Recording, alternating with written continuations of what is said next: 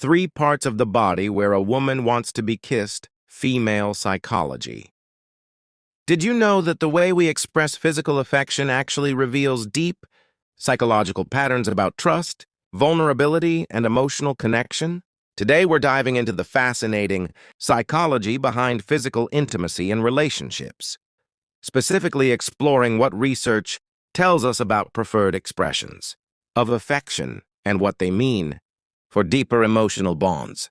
Your go-to source for relationship psychology and human connection insights.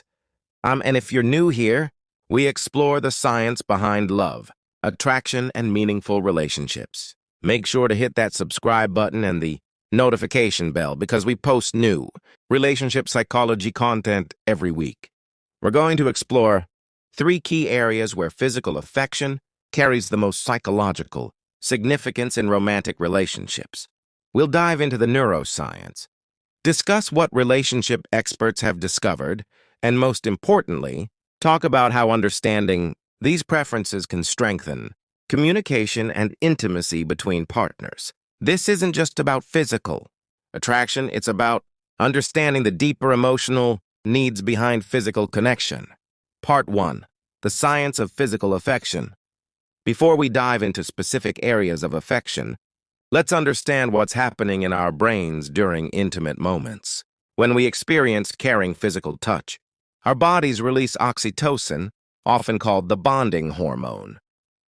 This chemical doesn't just make us feel good. It actually strengthens our emotional attachment and builds trust. Dr. Helen Fisher's research on love and attachment shows us that different types of physical affection trigger different neurological responses. Some touches communicate safety and comfort, others communicate passion and desire, and still others communicate deep emotional intimacy and vulnerability. What's fascinating is that these preferences aren't random. They're deeply connected to psychological needs for emotional safety and trust, feeling valued and cherished, experiencing passion and desire, communicating vulnerability and acceptance.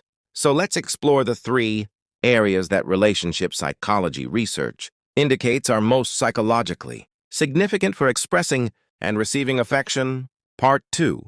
The 3 key areas of affectionate connection. Area 1. The forehead, the psychology of protection and tenderness. Let's start with forehead kisses. And this might surprise you, but forehead affection is actually one of the most psychologically powerful forms of intimate touch. Here's why. The forehead represents vulnerability in body language psychology.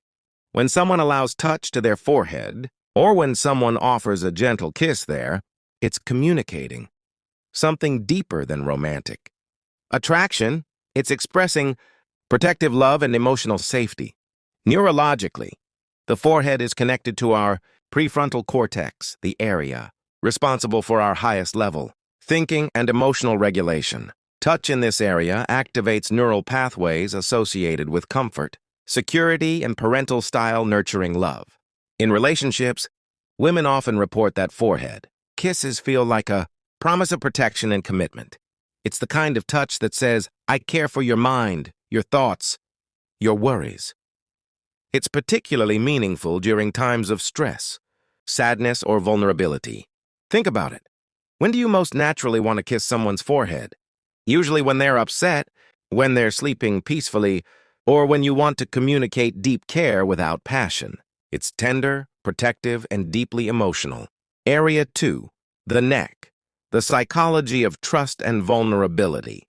Now let's talk about neck affection, and this is where things get psychologically fascinating. The neck is one of our most vulnerable body parts from an evolutionary perspective. It houses our major arteries and is instinctively protected in threatening situations. When someone allows intimate touch to their neck, they're demonstrating profound trust. And when someone offers gentle kisses or affection to the neck area, they're being trusted with access to one of the most vulnerable parts of their partner's body. Research in interpersonal neurobiology shows that neck affection triggers both trust responses and arousal responses simultaneously. It's where emotional safety meets physical attraction, which is why it's such a powerful area for creating deep, intimate connection. From a relationship psychology perspective, neck affection often communicates, "I trust you completely, and I find you deeply attractive." It bridges the gap between emotional intimacy and physical desire. Area 3, the hands, the psychology of acceptance and partnership. Finally, let's explore hand affection. And this might be the most underestimated form of intimate touch. Our hands are how we literally connect with and manipulate our world.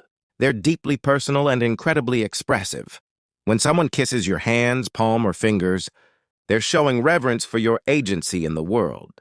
It's a gesture that says, "I honor what you do, how you care, how you create." Hand affection is about partnership and deep respect. Historically, kissing hands was a gesture of honor and respect. In relationship psychology, hand affection communicates equality, partnership, and deep appreciation for who someone is as a complete person. In contemporary relationships, hand affection, whether it's kissing palms, intertwining fingers during intimate moments, or gentle touches to hands, communicates partnership-level love. It's saying, "We're in this together and I see and value all that you bring to our relationship." Part 3, Practical Applications and Relationship Insights. Now you might be wondering, why does understanding these psychological preferences matter for real relationships? Here's the thing. When we understand the deeper meaning behind physical affection preferences, we become better partners. Instead of guessing what type of affection your partner craves, you can have informed conversations about emotional needs. Someone who particularly values forehead affection might be seeking more emotional security in the relationship. Someone who craves neck affection might be wanting to deepen trust and vulnerability. Someone who loves hand affection might be desiring more partnership and equality in the relationship. Remember, everyone is different. These are general psychological patterns, not universal rules. The key is communication with your specific partner about what feels most meaningful to them. When you understand the psychology behind these preferences, you can be more intentional about how you express affection. You're not just going through motions. You're communicating specific emotional messages that strengthen your bond. It's also important to note that all physical affection should be consensual and comfortable for both partners. Understanding psychology doesn't mean pressuring anyone. It means communicating better about desires and boundaries. So let's recap what we've learned today about the psychology of physical affection. Forehead affection communicates protection, tenderness, and emotional safety. Neck affection represents trust, vulnerability, and the bridge between emotional and physical intimacy. Hand affection expresses partnership, respect, and appreciation for your partner as a whole person. The most important insight here is that meaningful physical affection is about understanding and responding to deeper emotional needs.